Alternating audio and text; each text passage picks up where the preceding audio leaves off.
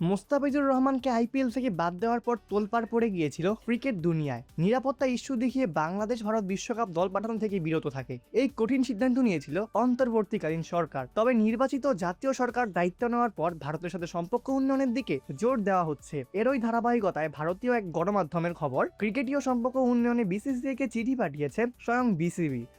জাগরণ নামের এই গণমাধ্যমের দাবি, বাংলাদেশ এখন ভারতের সঙ্গে তাদের ক্রিকেটীয় সম্পর্ক উন্নত করতে চায়। নতুন সরকার গঠনের পর বিসিসিআইকে একটি চিঠি লিখেছে।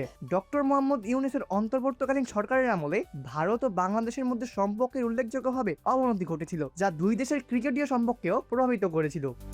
বিসিসিআই নির্ভরযোগ্য সূত্র বরাত দিয়ে সংবাদ লেখা হয়েছে, বিসিসিআই ও বিসিবির মধ্যকার সম্পর্ক উল্লেখ করে বাংলাদেশ ক্রিকেট বোর্ডকে বিসিসিআই একটি চিঠি প্রদান করেছে। ভারতীয় দলের বাংলাদেশ সফর নিয়ে একটি অনুরোধ করা হয়েছে। গত বছর ভারত জাতীয় দলের বাংলাদেশ সফর হওয়ার কথা থাকলেও বিসিসিআই দল পাঠায়নি। যদিও সে সময় দাবি করা হয় পারস্পরিক আলোচনার ভিত্তিতেই সিরিজটি স্থগিত করা হয়েছিল। যদিও পেছনে ভূমিকা রেখেছিল দুই দেশের শীতল সম্পর্ক। সেই সিরিজ খেলতে আগামী সেপ্টেম্বরে বাংলাদেশে আসার কথা রয়েছে ভারতের। সম্পর্ক উষ্ণ হলে সেই সিরিজ যথাসময় মাঠে গড়াতে পারে।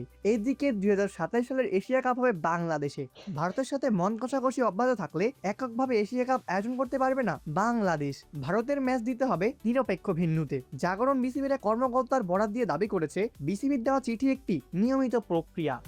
অপূর্ব দাস, ক্লেভাস নিউজ।